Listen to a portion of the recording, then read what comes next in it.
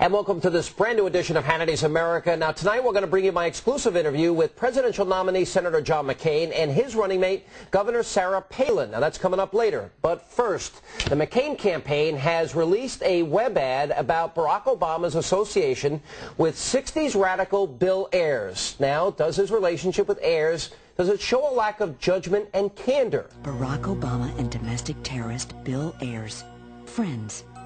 They've worked together for years, but Obama tries to hide it. Why? Obama launched his political career in Ayers' living room. Ayers and Obama ran a radical education foundation together. They wrote the foundation's bylaws together. Obama was the foundation's first chairman. Reports say they distributed more than $100 million to ideological allies with no discernible improvement in education.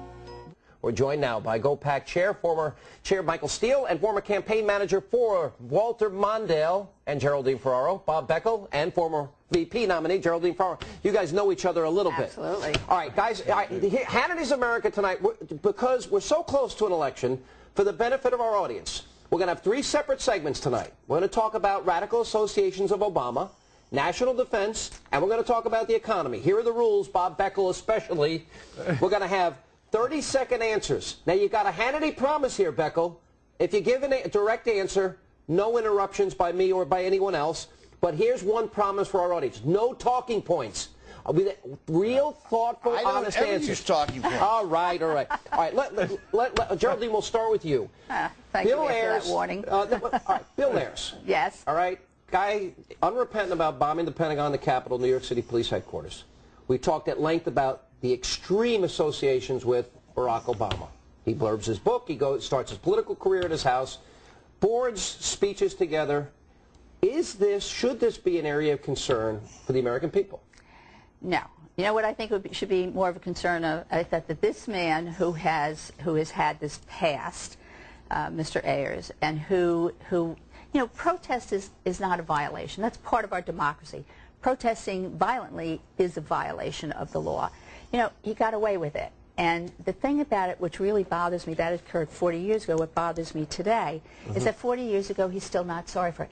You know where the issue is? It's not with Barack Obama. I've done these, you go and you do these fundraisers. All right, this is not a 30-second. Quick follow-up. You know what they should do? The university, and I don't know if it's the University of Chicago, University of Illinois, should get rid of him. I agree. Because what he's doing is he is telling young people today that that kind of violence is okay, and it's not One quick follow-up question. Would you blurb a book for him? Would you sit on a board with him? Would you, yes or no, would you give a speech with him? I have to tell you, if he's on a not-for-profit board, which he was, it was the Annenberg Foundation, I'm not asking. Annenberg, by the way, Annenberg's widow endorsed. You're not playing by the rules. Would you sit on a board? What are the rules?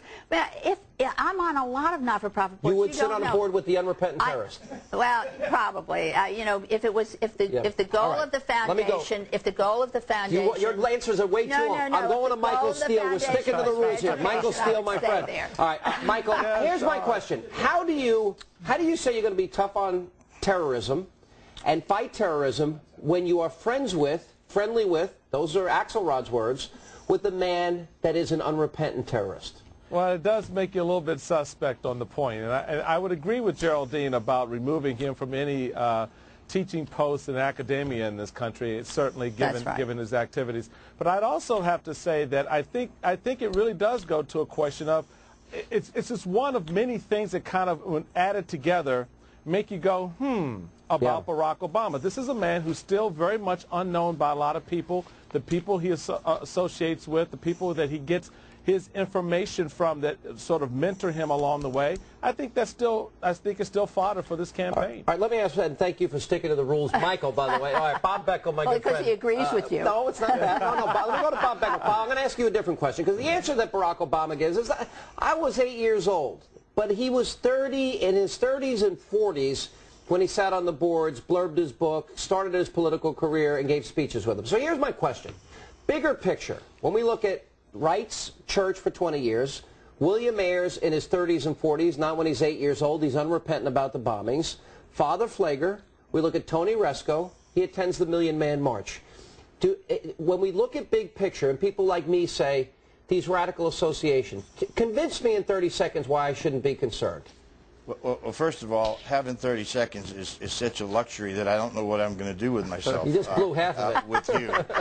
So let me just say, what I would do is to keep in mind that with the economic situation as big as it is and in a meltdown like this, all these attacks on this issue are going nowhere. The people don't care. And the way that I would convince you is if you have the 10,000 or 15,000 people Barack Obama knows, these 2 or 3 people are a very small part of his universe, period. I got it in 24 seconds. No, but so it's actually 29. All right, I'm going to ask you the same follow-up that I asked Geraldine Ferraro. Is Bob Beckel, and I know you, and you and I have a friendship on a level that a lot of people wouldn't understand, because we talk about things way outside the political arena, and you and I connect on a lot of personal issues.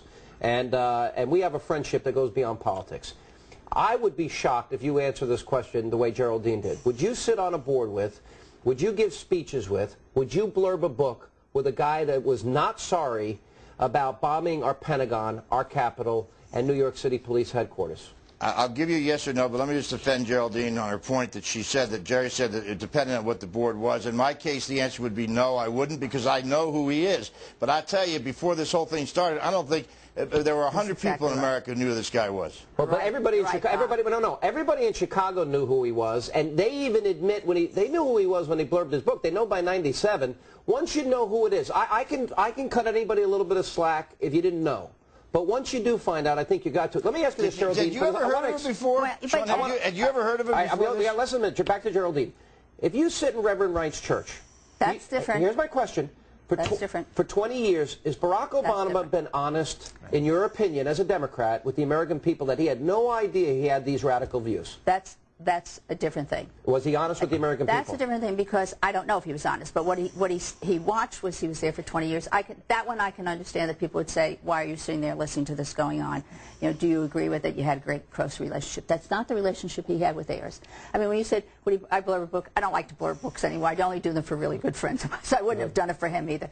But the point is this. The point is, Ayers was a terrorist, or, you know, 40 years ago. He's still unrepentant. He's unrepentant now, but he was... I don't regret setting the bombs. I wish I did more. Well, I mean, it's stupid. But you know what? Stupid. He's a terrorist. The city of Chicago gave him an award as this wonderful educator. He's got all kinds of stuff. Oh, that makes it all right. No, it doesn't. No, it doesn't. But that was his contribution to the Annenberg Foundation, and they are the ones who are endorsing McCain, by the way. You get no time in the next segment. You have blown my rules out of the water.